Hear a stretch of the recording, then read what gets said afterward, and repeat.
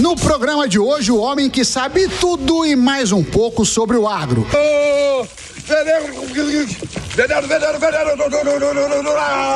Produtor rural e construtor.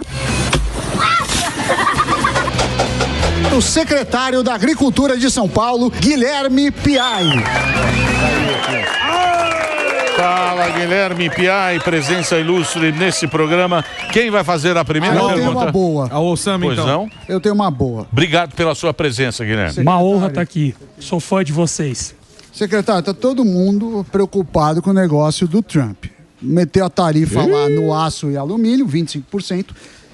Há rumores que ele possa também estender para o agro. A gente sabe que o Brasil exporta muito para os Estados Unidos. A pergunta é: o que você acha que o Brasil deveria fazer? Deveria retalhar ou deveria tentar continuar pela diplomacia? Assim, se você fosse o chefe do Itamaraty.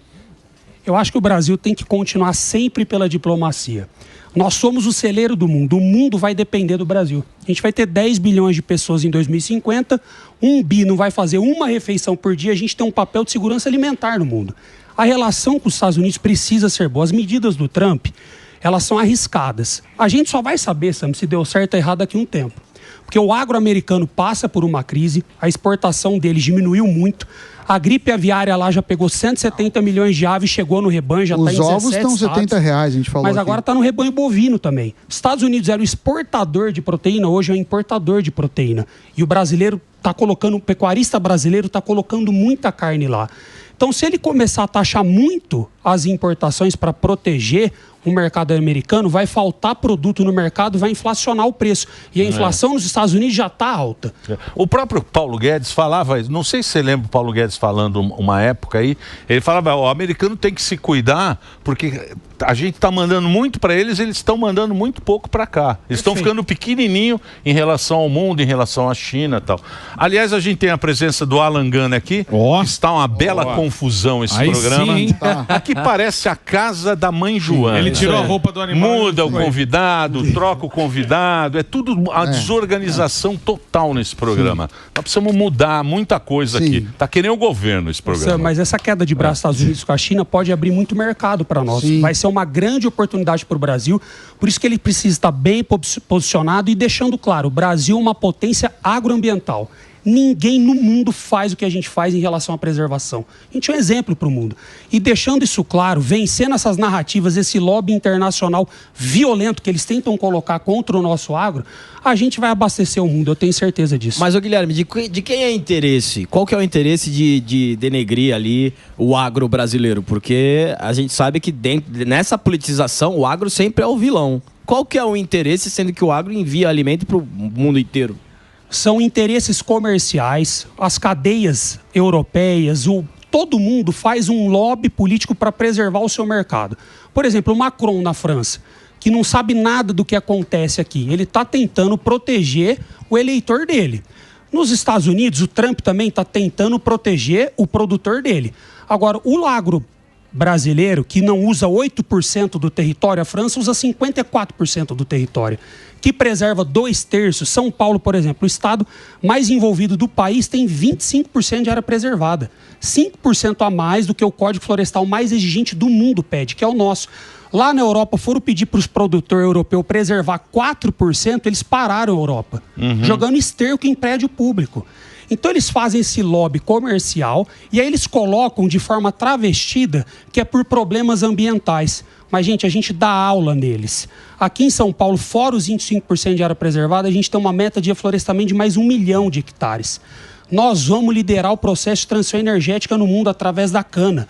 Nós temos um pré-sal caipira aqui. O mundo não consegue disputar com a gente, não consegue concorrer com a gente no mercado, na iniciativa privada, e eles vêm com essas imposições comerciais travestidas de imposições ambientais, mas eles dependem do Brasil. Só a gente tem solo, clima, sucessão familiar, clima tropical, 3 safras, irrigação, para cumprir esse papel na segurança alimentar, na transição energética e também até na mitigação dos efeitos das mudanças climáticas.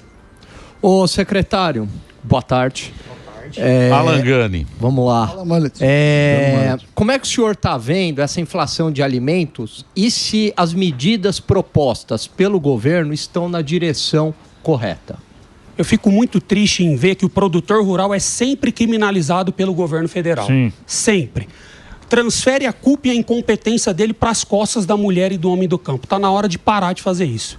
Porque o único jeito desse país deixar de ser colônia, do Brasil parar de ser colônia, é através de uma revolução agroindustrial. A revolução industrial do Brasil passa pela agroindústria. Ao invés de a gente exportar soja, nós precisamos exportar o óleo de soja. Isso aí. Ao invés do café, o café capsulado. É isso aí. Então, mas esse é que é o problema do Brasil. Porque o Brasil é o maior produtor de café do mundo. Sim. E sabe quem ganha mais dinheiro? A Alemanha, a Inglaterra, porque produz... Agrega valor. Agrega valor. O Brasil deve ser o quê em café, assim, de ganhar dinheiro? Ah, não sei. Deve ser Eu o sei décimo. que em produtor é o maior, soja é maior. Só que o dinheiro vai tudo para o malandrão. E a gente só vai deixar de ser colônia quando o governo federal fazer duas coisas por nós, produtores, e coisas simples. Pô, segurança jurídica e juros pagáveis. E nós, produtores rurais, a gente não quer subsídio igual todo país do mundo faz. A gente quer os juros que a gente dá conta de pagar. E hoje os juros no Brasil estão abusivos. Aí você pega uma inflação descontrolada, dominância fiscal, um governo que gasta demais, o taxado só querendo cada vez aumentar imposto, arrecadou 2,7 trilhões, que é o recorde de arrecadação, e não para de gastar. Com isso, vai tendo aumento nos preços. Nossa moeda desvalorizou 22%. Todas as commodities são baseadas em dólar. Então, se o dólar está aumentando, você também está aumentando o preço do alimento. Então, a culpa do aumento do preço dos alimentos não é do produtor. Ao contrário, o produtor ele está ali lutando contra a seca, contra fenômenos climáticos, contra a falta de crédito, contra a falta de seguro rural, contra uma logística péssima que o Brasil tem, uma eficiência fora da porteira que dá vergonha. E a oferta e a demanda é o que dita o preço. Está tendo mais oferta do que demanda, o preço vai diminuir. Está tendo menos oferta do que demanda, o preço vai aumentar. Então, por todas as dificuldades que o setor passa, criminalização, falta de segurança jurídica, logística péssima, falta de seguro rural, entre outras, seca, entre outras pautas que o agro brasileiro está passando, o preço está aumentando, mas a culpa não é do produtor rural. Porque, por exemplo, hoje o saco de soja está perto de R$120. Preço ruim. Está difícil do produtor fechar a conta. Saco de milho, R$65, preço baixo. Amendoim, preço baixo. Mandioca, preço baixo. Então, não achem vocês, que às vezes estão achando que o preço do alimento está alto, que o produtor está enchendo o bolso de dinheiro, não. Ao contrário. Está trabalhando no prejuízo, está tendo dificuldade de fechar a conta na safra. Mas isso é irresponsabilidade do governo federal e ele joga incompetência nas costas do produtor. Joga pra gente também. Lá em casa eu já resolvi o problema do café. Como? O problema do café em casa resolvido. Não toma mais. Todo mundo acorda ao meio-dia e já almoçamos. Não tem mais café da manhã em casa. Mais café. Já resolvi. Uma salva de pau. Lula me deu a ideia. Aê, boa. Acabou. Você estava sendo burro. Vai acordar às 7 da manhã? Não, acorda meio-dia. Tá caro, Acabou. tá caro, não compra, né? Claro, A gasolina tá cara, anda a pé. É A luz tá simples. cara, vive no Toma escuro. banho. Boa, daí mais emagrecida. Ô, Guilherme, eu queria perguntar pra você sobre uma questão polêmica isso aí que eu vou falar, firmeza? Fim do MST em São Paulo e o tal do Carnaval Vermelho. Como que tá essa questão? Porque o Tarcísio falou, ó, aqui não vai se criar MST não. Como que tá essa questão aí com o MST, hein? Interrogação, no pique, vai lá. Não, com muito orgulho, em São Paulo a gente não aceita invasão de propriedade privada, que é sagrada, está na nossa Constituição, foi escrito antes de eu nascer. E o governador foi muito corajoso. Quando ele me chamou para ser diretor do ITESP, que é o Instituto de Terras do Estado de São Paulo, é o INCRA do Estado de São Paulo. Falou, Piai, você vai ter que resolver o problema do Pontal do Paranapanema, que eu sou do Pontal do Paranapanema com muito orgulho. Caramba. E eu vi o quanto esses movimentos de baderneiros, que de social eles não têm nada, acabaram com a nossa região. Quantas agroindústrias foram embora, quantos empregos a gente perdeu, condenou aquela região à pobreza. Não existe prosperidade e emprego com a palavra insegurança jurídica. Por que eu vou investir na minha terra, na minha fazenda? Por que eu vou pegar um crédito, um financiamento? Por que eu vou reformar minha mangueira se eu não sei se a terra é minha ou não? Então o governador falou, vamos resolver esse problema. E a gente começou esse trabalho, nós já entregamos mais de 150 mil hectares de terra em títulos para o assentado, primeira vez na história de São Paulo, pro médio, pro grande, não importa o tamanho da propriedade do cara, ele tem que ter certeza que é dele. Bolsonaro fez isso Bolsonaro também, né? fez isso, entregou 420 mil títulos, mais do que todos os outros presidentes. Aí você acaba com o MST. Você dá uma paulada no joelho deles, que eles perdem o discurso, porque é uma massa de manobra. Sim. Eu convido vocês, todos vocês estão aqui, a visitar os assentamentos comigo, porque eu tô ali Morgado perto. vai. A reforma agrária do governo federal não deu certo. Pegaram um pedacinho de terra, jogaram o cara lá num pedaço de lona, em condição subhumana, não deram crédito, não deram suporte, falaram, se vira, filho. Pegaram pessoas que não tinham vocação para trabalhar com a terra.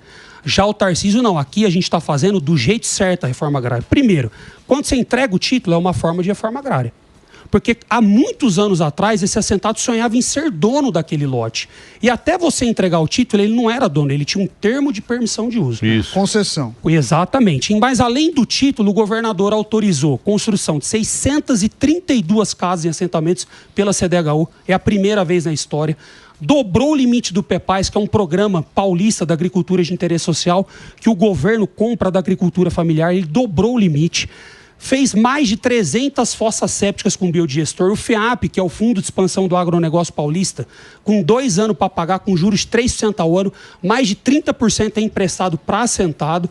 Então aqui a gente vem com moradia, com saneamento, com crédito, com título. E eu desafio hoje, pode fazer uma avaliação do Tarcísio, do Lula, em qualquer município do Pontal, o Tarcísio vai estar muito mais bem avaliado. Tarcísio já está levando na última pesquisa. Sim. Mas ali você vê, né? Qualquer um tá levando ali. A desaprovação do governo federal está muito alta. Samidana tá ganhando no segundo turno. Bom candidato. Dá o Bom, Samidana. opa.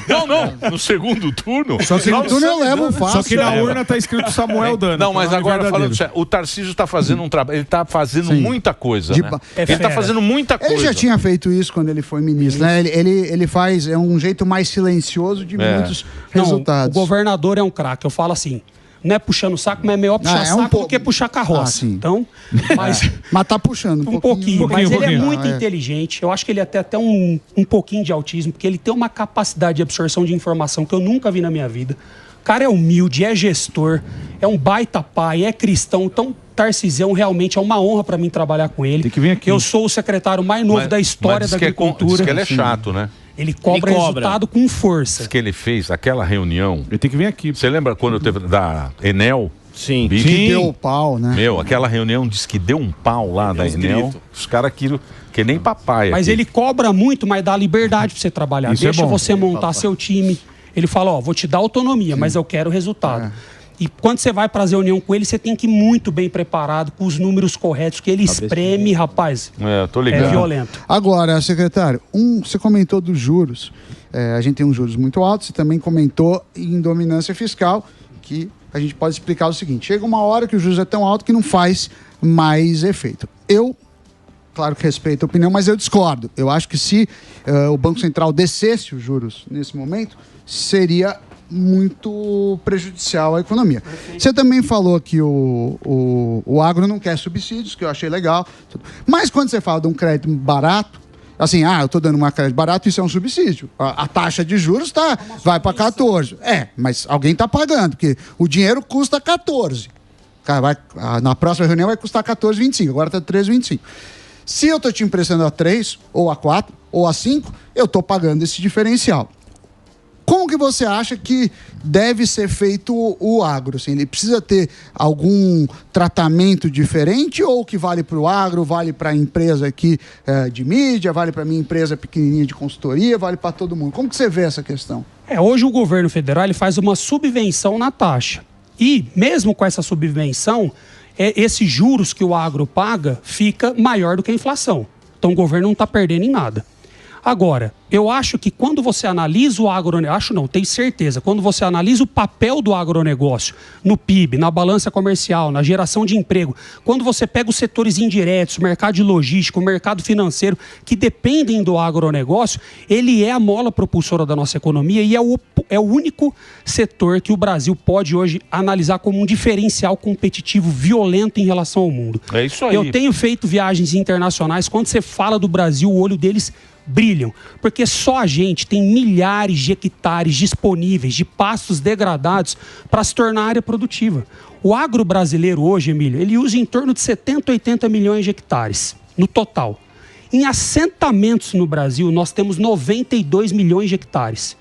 Mais 120 milhões em reservas indígenas. Se você somar os dois, dá o triplo do que a área que a gente tem. Então a gente consegue dobrar a produção do Brasil, que era importador de alimentos em 1970 e hoje é um dos maiores exportadores do mundo, sem derrubar uma árvore, ao contrário, plantando árvores. E se a gente agregar valor através da agroindústria, com segurança jurídica e juros pagáveis, claro, com a subvenção, mas sem subsídio, que é muito menos oneroso para o governo, ninguém segura esse país. A mulher e o homem do campo só precisa de segurança jurídica e paz para trabalhar. E é isso que está faltando. E o governante também precisa... E o próprio brasileiro também. A gente precisa saber o que a gente quer do Brasil. Qual é o papel, a vocação do Brasil? É o quê? É o agro? É turismo? Fazer carro não é. Então, investir nisso, né? Exatamente. É o básico, investir né? nisso, é esse que é. No que você é bom. Mas só que aqui fica essa conversa pra lá, conversa pra cá e nada vai... Nada acontece. Mas diz que a Embrapa tá meio mal, né? Tá meio mal. A Embrapa... Por que a Embrapa tá nessa situação? Falta de... A Embrapa é importante, importantíssimo. Né? Pô, ajudou muito. O ministro Alisson Paulinelli, que é o grande nome do agronegócio brasileiro, hoje a gente tem o ministro Roberto, a Tereza, o Cabreira, mas o Alisson foi quem revolucionou a produção no Cerrado, foi fundamental para a Embrapa, foi quem fez o Brasil deixar de ser importador para exportador. E o que falta às vezes para a Embrapa é reconhecimento, valorização, orçamento e a pesquisa. Hoje o Brasil só está onde está, num agro tecnológico, intensivo, que preserva pela pesquisa. Então a gente deve muito à Embrapa, ao IAC, aqui, que é o nosso Instituto de Pesquisa do Estado de São Paulo, criado pelo nosso imperador Dom Pedro II, há quase 140 anos atrás, ao Instituto Biológico. Então, valorizar e reconhecer a pesquisa é garantir o futuro próspero do agronegócio brasileiro. Mas só queria falar para o Morgado que... Sim. Os movimentos sociais, que de social não tem nada, exatamente, que coloca mulher e idoso na frente para invadir propriedade privada, em São Paulo eles não têm mais espaço. Nós estamos entregando o título, a regularização fundiária está acontecendo, nós pacificamos o Pontal do Paranapanema. Bom. É a primeira vez na história que não houve invasões no Carnaval. Eu estava com o governador, isso foi bem legal. Na Feicorte, que é uma feira de pecuária imprudente, um produtor cutucou ele com os 2 filhos e falou: governador, fazem mais de 20 anos que eu não durmo no Carnaval. Minha propriedade já foi invadida mais de 20 vezes. O senhor está me entregando aqui, não é um título, é um sonho. Eu achei que eu ia morrer e ia não ver esse título. É a sucessão da minha família, a valorização da minha propriedade, o produtor chorando. Vocês viram o vídeo de eu e o Tarcísio entrando no sítio da Dona Clara, que foi a primeira sentada do Estado de São Paulo a receber o título? Eu não vi. Ela chorou, eu chorei, o Tarcísio chorou, ela falando: você tem noção, meu filho falou pro Tarcísio, quanto Deus está feliz no momento desse? Eu tô aqui há 30 anos sem saber se era minha ou não, se eu podia fazer um barracão, se eu podia investir na minha propriedade. Então, quando a gente fala em título, as pessoas só veem um pedaço de papel, mas título é muito além disso. Então, esse trabalho de regularização fundiária que São Paulo está fazendo, que é o maior da história, dá orgulho, gente. Convido vocês a participarem de uma entrega de títulos com a gente. Ô, Guilherme, e o MST tá nervoso com o governo federal, né? Mas que é a cabeça do ministro do Desenvolvimento Agrário. O que é? O que tá pegando? É grana? Eles querem novas áreas para implementar novos assentamentos. Só que isso é uma verdadeira besteira. Como eu falei, esses 92 milhões de hectares, pensa quanto o governo não gastou para desapropriar esse monte de terra. Foram bilhões de reais. E antigamente você desapropriava uma propriedade levando em conta, falando que ela era improdutiva. Aí você olhava o GUT e o IGE, que é o grau de utilização da terra. Se você pegar esses assentamentos a nível Brasil hoje, e eu falo aqui por São Paulo, hein, que é o estado mais envolvido do país, e comparar a produtividade dessa terra hoje com os assentamentos quando era de um privado, hoje vai estar muito menor. O governo gastou bilhões e ainda paga bilhões em precatório. Porque quando você desapropria uma propriedade, você paga um valor por hectare, o privado não concorda. Ele falou: opa, minha terra vale mais que isso, vamos para a justiça. No governo Bolsonaro era quase 10 bi por ano de precatório disso, de terras desapropriadas. Então os movimentos sociais estão pressionando muito agora, movimento social que de social não tem nada, pressionando o governo federal para novas desapropriações. E o governo federal não está colocando recurso nisso. Por isso estão pedindo a cabeça do ministro. É isso aí. Que coisa, hein? Breakzinho, Delari. Então vou fazer um break agora. No pique. Para nossa rede Jovem Pan. A gente continua o papo aqui com o Guilherme Piai. Aqui no Instagram é Guilherme Piai. P-I-A-I. Para você seguir no Instagram. Vai aí, ó. Olha lá. Bonitão, hein? Tá bonitão na foto, hein, Guilherme? Tá com cara de candidato. Tá com cara. Vamos fazer o break rapidinho. Vai lá, Reginaldo. O que mais? Perguntas? Sentindo cheiro de candidato. Tá sentindo, aliás, professor? ó, eu tô sentindo aí que você tá sendo treinado. Você tá sendo treinado, tô sentindo ali um odor de bolsonarismo ali do seu lado, saindo do seu sovaco. Eu quero te perguntar o seguinte. Por que a direita, o agronegócio virou um negócio da direita? Por que agora o esquerdista é contra o agro? Eu quero saber, porque isso é uma falácia, eu já desmenti várias vezes. Agora eu quero saber de você. Não, o agronegócio, ele é da direita, da esquerda, do centro, é a mola propulsora da economia. Aqui, o agro acaba se identificando mais com o governo de direita pela palavra que eu usei, segurança jurídica. Sim. Quando você vê esse governo de esquerda discutindo o marco temporal, que isso já foi consolidado, voltando a temas tão relevantes para nós, que a gente achava que já estava resolvido, a gente fica triste, sabe? De ver, e isso, por exemplo, no governo Bolsonaro, queimou em torno de 3 milhões de hectares num ano. Agora, no governo dos defensores do meio ambiente, da ministra Marina Silva, queimou 7 milhões de hectares. Eita. Me fala uma ação efetiva do governo federal contra o combate aos incêndios. É só narrativa, gente. Eles não têm nada para apresentar de entrega de resultados. É narrativa em cima de narrativa.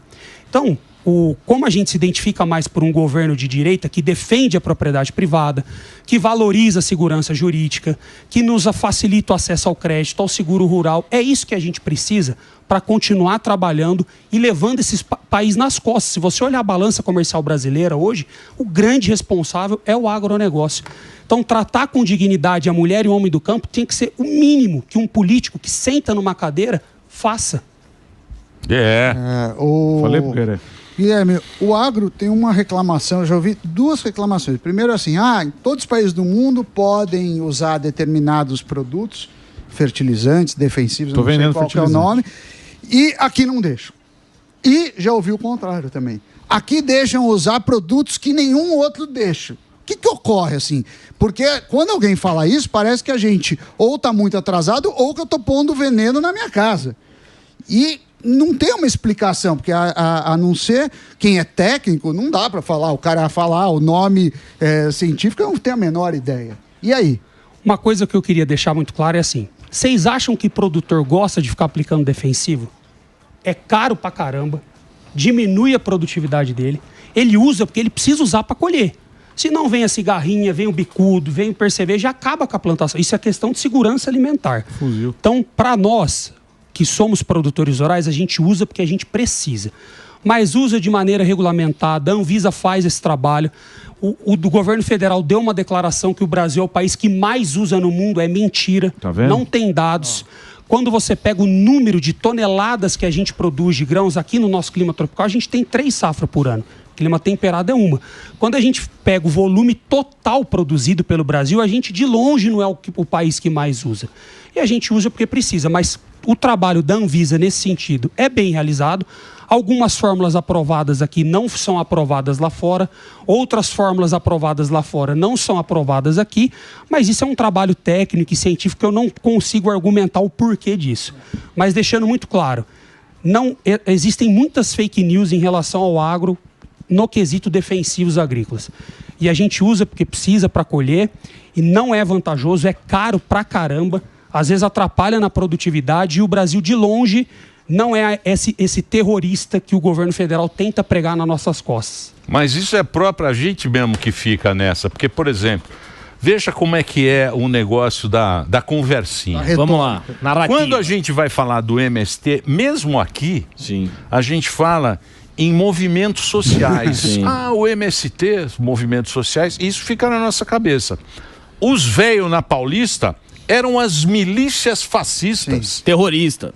Temos que estabelecer a ameaça à democracia. Que são mesmo. São os militantes fascistas. E os movimentos sociais são queridos. São queridos. Queridões do campo. E a gente acaba trazendo a turma isso. Da e usam muitas vezes armas para invadir. E tá na nossa cabeça. É isso aí. Mas vai moldando o imaginário. Você vai moldando. Sim. Aqui a gente falou isso. Sim. Em 2017 é incrível o isso. Congresso. É incrível esse negócio aí do... Exatamente. A gente pega... Quantos prédios públicos o Boulos já invadiu? Olha, nós temos que restabelecer a verdade. Por que ele não está preso? Não são invasões, são ocupações. Nós temos que restabelecer a verdade.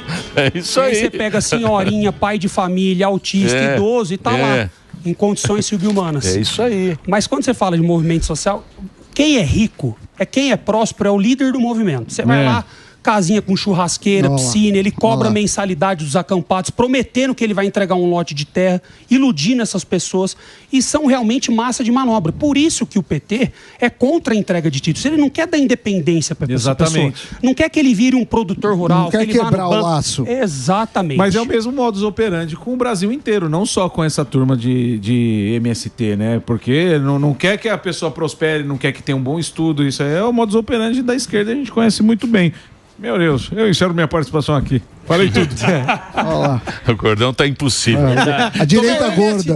É que eu tô vendendo fertilizante. Sim. Entre em contato Ele comigo. faz em casa. Isso. Ô, Guilherme, você acha Vem. que o MST é um... Oi. Manda lá. Você acha que o MST é um negócio ideológico? Quer dizer, no final das contas, toda essa embalagem, estamos lutando pela reforma agrária, no final das contas, para ganhar grana? Eu vejo que tem interesse político, claro, essa massa de manobra que a gente falou, e também interesse financeiro, sim, nesses movimentos de baderneiros. Vamos usar o termo certo agora. Secretário, números. A gente se destaca em soja, salvo engano, é o maior produtor do mundo. Café, maior produtor do mundo. Aí eu acho que milho e algodão a gente também se sabe. Quais são as commodities que o Brasil é top 1?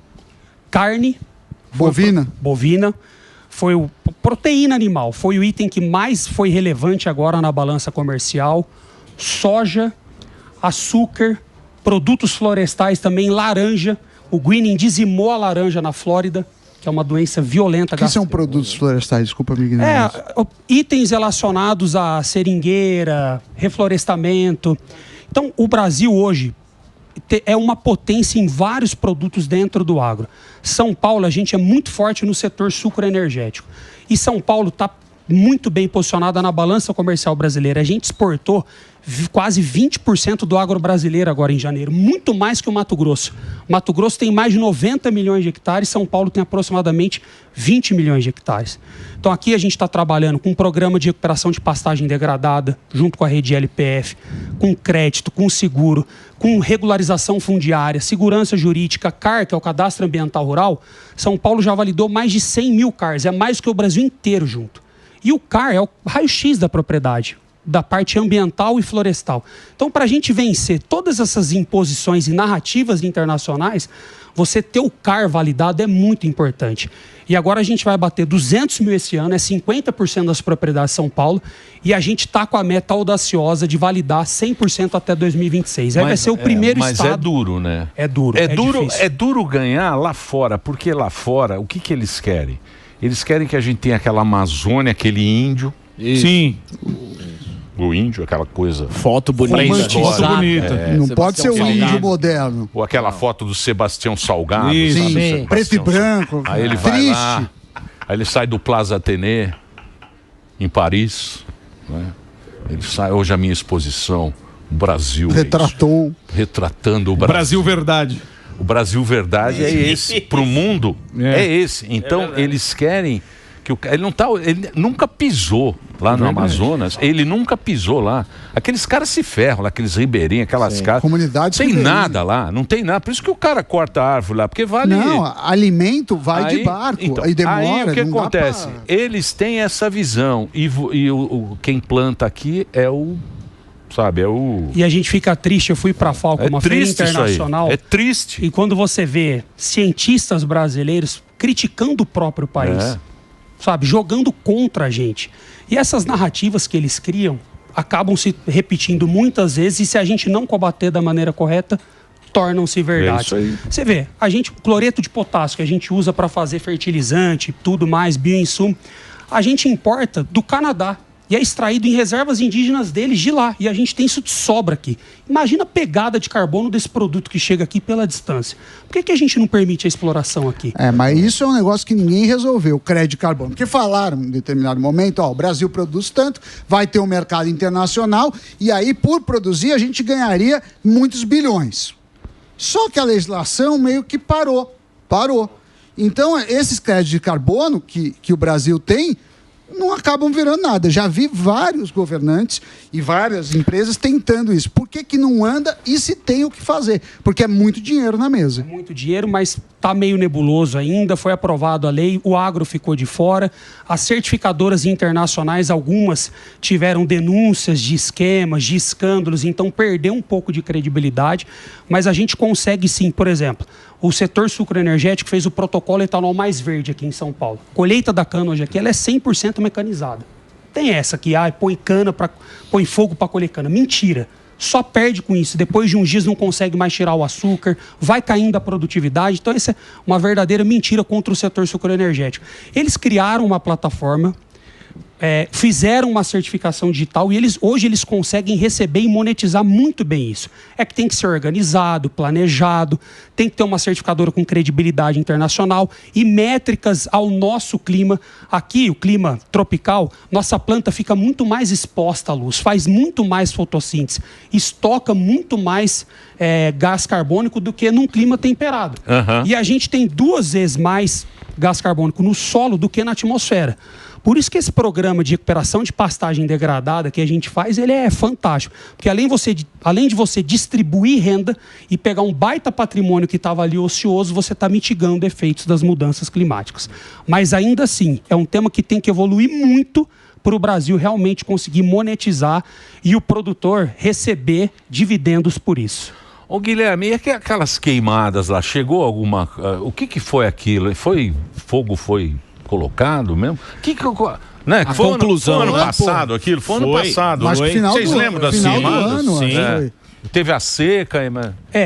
Teve alguns incêndios que foram criminosos, inclusive vários vídeos circularam na internet, onde você vê realmente um ato humano causando isso, que é triste porque arrebentou com milhares de hectares. Só aqui em São Paulo foram 500 mil hectares, 250 mil no setor da cana, mas também existem alguns incêndios que foram acidentais, que não foi criminoso.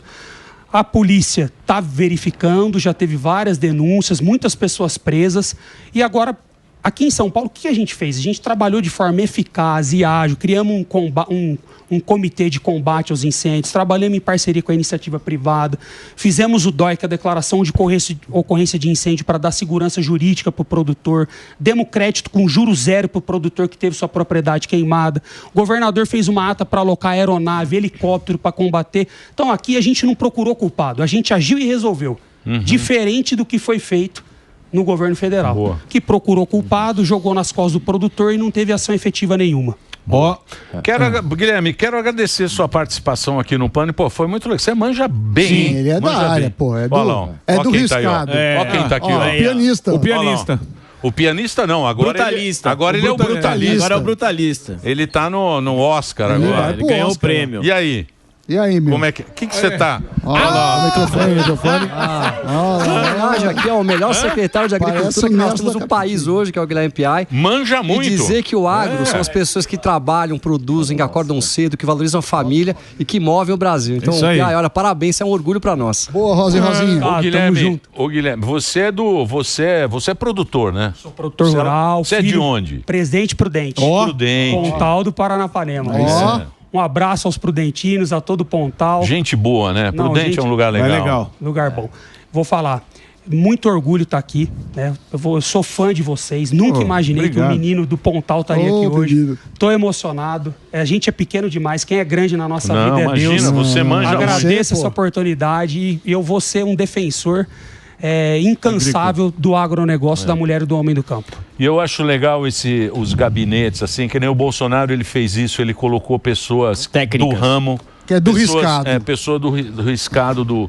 É muito legal você ter isso, porque normalmente sempre foi político, né? Esse negócio, colocava o cara político e tal. Acho legal isso quando o cara é técnico, né? Que a gente pode trocar uma ideia mesmo e entender. Sou produtor, sou pecuarista e tenho muito orgulho disso. Valeu, Guilherme. Ó, tá aí nas redes sociais para você seguir o Guilherme. Coloque aí, por favor, o @ dele. E a gente quer agradecer a sua participação. Obrigado. Obrigado, foi um prazer estar aqui, gente. Guilherme Piai aqui conversou com a gente.